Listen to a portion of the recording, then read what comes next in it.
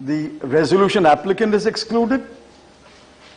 If he is connected to a person listed in the amendment, because of the connection he is excluded. And the connected party has a relative, and because of the long list of relative parties, he is excluded. Practically every resolution applicant will be excluded. I think one should have been a little more rigorous in the exclusion clauses. One should have kept exclusion to a very, very small number, which definitely must be excluded. But I'm afraid by making the clauses so broad, so over-inclusive, practically everyone in the financial world is likely to be excluded. And then the word relative party takes us back to the definition of relative in the Companies Act. So in a rather circuitous way, a resolution applicant, a connected person, his relative, and the relative defined, brings in practically everyone, because everyone will in some way or other be brought under the net. What are the consequences of this over-exclusion? There are two consequences. Firstly, the consequence is very few people in India will be eligible to bid. And this worry has been raised by a number of people. It's quite possible that asset reconstruction companies and alternate investment bodies registered abroad will turn out to be the bidders. Most Indian companies which go through a resolution process will pass from the hands of an Indian management to a foreign management.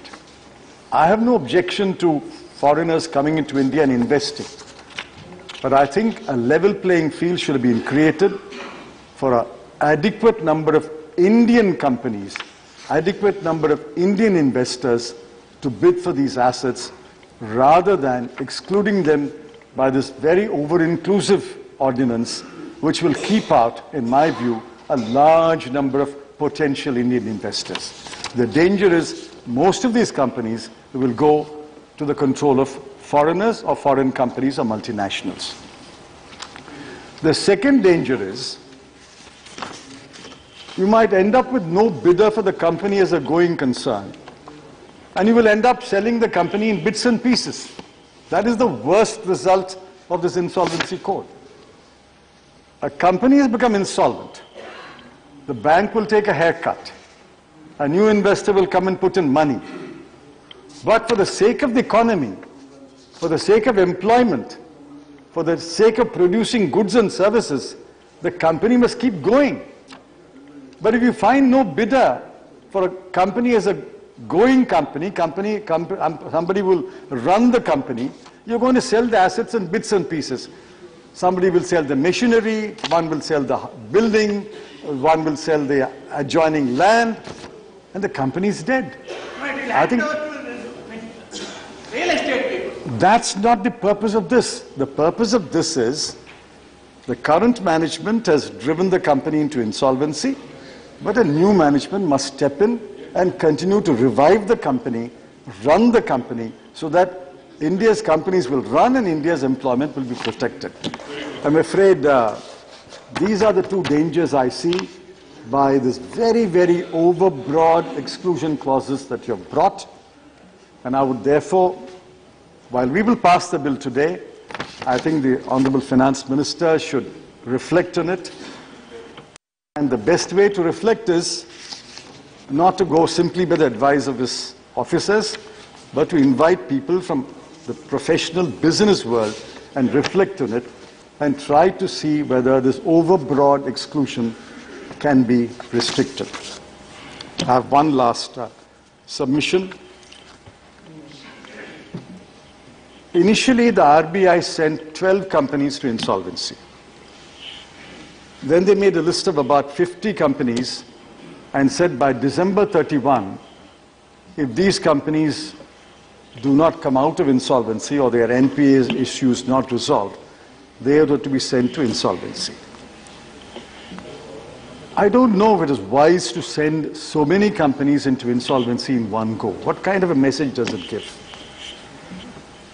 If a company has become insolvent or is on the verge of insolvency, yes, it must be sent to the resolution process.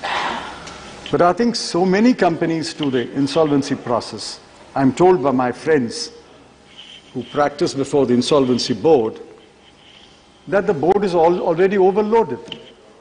I would like the Honorable Finance Minister to tell us how many applications, how many cases have been referred to insolvency both by the RBI, by the banks themselves, and by individual creditors. Does a number run to a few dozen, or does it already run to over 100? Where are the insolvency resolution professionals to handle all these companies? Does India have qualified, competent, experienced insolvency resolution professionals running to the hundreds to handle all this? And the last question is, I understand one company has gone through the resolution process. I would like the Honorable Finance Minister to tell us what is the haircut that the bank took in that company. Newspapers are full of stories of bankers not willing to be named but telling privately journalists that the haircut has to be 60% or 65% or 70%. Well, if the haircut has to be 60% or 65%, so be it. But please understand that these are virtually subsidies that you're giving to the corporate defaulter when you're taking away subsidies for people who want sugar, people who want rice, people who want kerosene.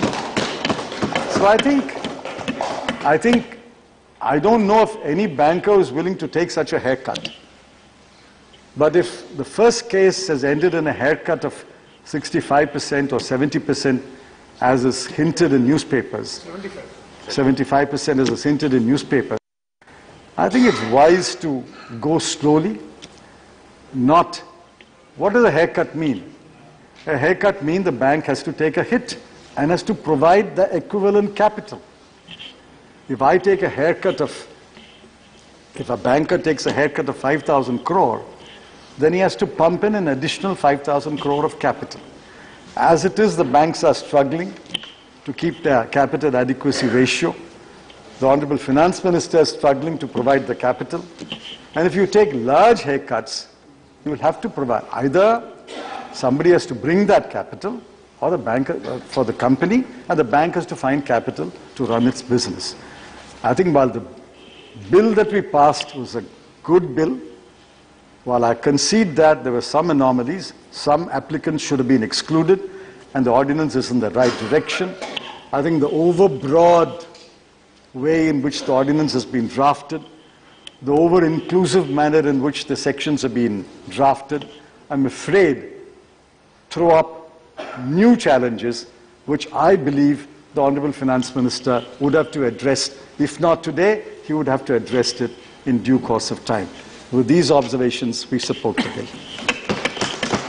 Thank you, Mr. Chidambaram. Thank you very much. Shri Bhupendra Yadav. सम्माननीय उपसभापति महोदय, मैं सर्वप्रथम तो